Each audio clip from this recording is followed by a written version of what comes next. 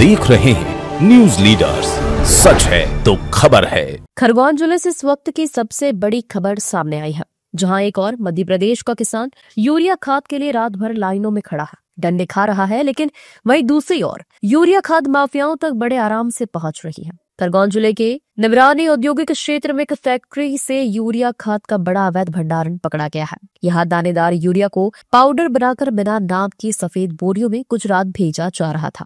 जागरूक किसानों की शिकायत पर कृषि विभाग, पुलिस विभाग और राजस्व विभाग की संयुक्त टीम में छापामारा महाकाल ट्रेडर्स इंडस्ट्रियल एरिया निगरानी पर पुलिस थाना बलकवाड़ा में एफआईआर हुई। इस प्रकरण में उर्वरक नियंत्रण आदेश 1985 बीएनएस की धाराओं के अंतर्गत अवैध भंडारण, परिवहन और कालाबाजारी के तहत कार्रवाई की गई है।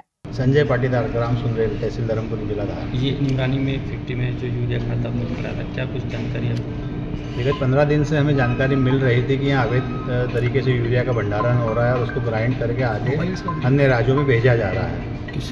लगातार रेकी करने के बाद हमें जब पता लगा कि यहाँ गाड़ी भर के यूरिया आया है, तो आज सुबह 3-4 किसानों के साथ हम आए। यहाँ के थाना प्रभारी को हमने अवगत कराया और उनके साथ आके हमने यहाँ देखा तो यहाँ यूरिया गाड़ी भरा हुआ पाया गया। अब यहाँ देखने पे ये पता लगा कि इस यूरिया को ग्राइंड करके बोरियों में भर के अवैध भंडारण करके इसे अवैध तरीके से ट्रांसपोर्ट किया जा रहा है। देखा यह गया है कि ये यूरिया अनुदानित यूरिया है।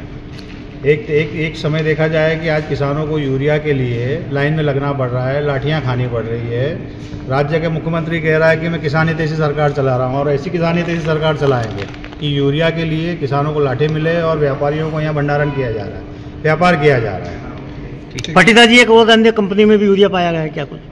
वहाँ आप उसका कह नहीं सकते हैं, उस पर अधिकारी देख रहे हैं, लेकिन प्रथम दृष्टि से ये पता लगता है कि वो भी यूरिया है, उसका रूप बदला गया है, क्योंकि नीम कोटेड यूरिया अलग से ही दिख जाता है और वो हमारे देखने से नीम कोटेड यूरिया ही दिख रहा है। तो मेरा एक अनुरोध है किसानों से कि ऐसा अगर होता है तो किसान खेती कैसे करेगा।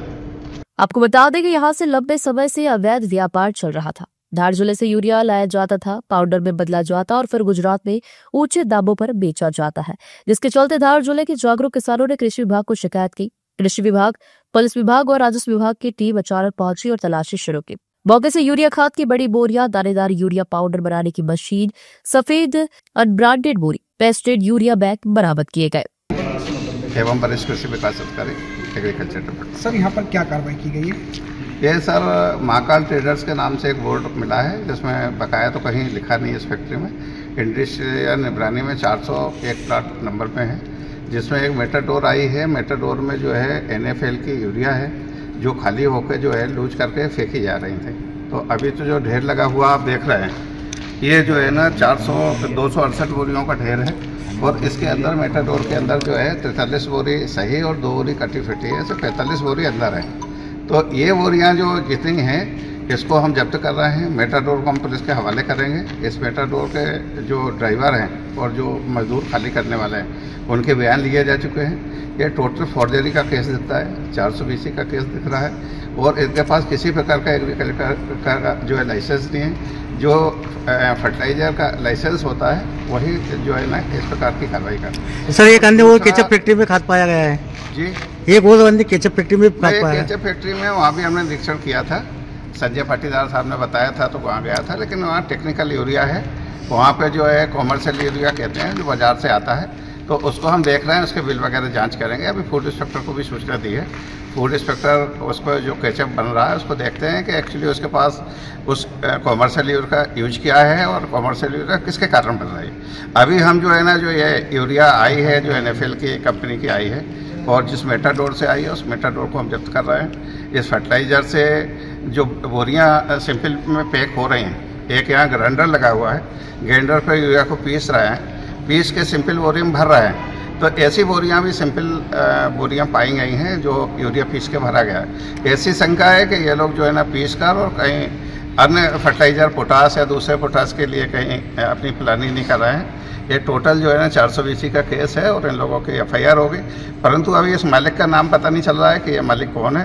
तो अभी हमारे जो सुपरवाइजर का हमें नाम मिला ये है, इन लोगों को हम अभी कार्रवाई कर रहे हैं और मालिक पर शीघ्र जैसे ही पता लगता है उसको मेन आरोपी बनाएंगे। कहाँ से लाया गया था कुछ इसके ये चूँकि इस बारे में मेरा कोई आइडिया नहीं, हम तो इतना कह सकते हैं कि मेटाडोर पे इतना इस कंपनी का माल आया है, लेकिन अगर कोई लाया है तो वो ड्राइवर बता रहा है कि ये मनावर से आया है। चूँकि मेरे को पता नहीं है कि कहाँ से आया है, कि उनके बयानों के आधार पर मैं कह सकता हूँ कि ये मन्नावर से आया है, लेकिन जैसा भी आया वो गलत है। ये अवैध भंडारण है, अवैध परिवहन है और टोटल फॉर्जरी का केस है। ठीक है सर। सबसे बड़ा सवाल यह है, जब किसानों को मध्य प्रदेश में यूरिया मिल नहीं रहा तो इस फैक्ट्री को इतनी बड़ी मात्रा में खाद आखिर कैसे मिल रही थी? किसने सप्लाई की? किसकी सुरक्षा में यह काम चल रहा था? यह पूरी जांच का विषय है। किसानों ने कहा कि हमें खाद नहीं मिल रही और यहाँ ट्रक के ट्रक यूरिया आ रहा है। यहाँ बड़ा रैकेट है, इसकी पूरी जांच जरूरी है ताकि असली गुनहगार को पकड़ा जा सके। न्यूज लीडर्स के साथ बने रहिए और हर ताजा अपडेट पाने के लिए चैनल को सब्सक्राइब करें। खरगोन से जमीर मंसूरी की रिपोर्ट।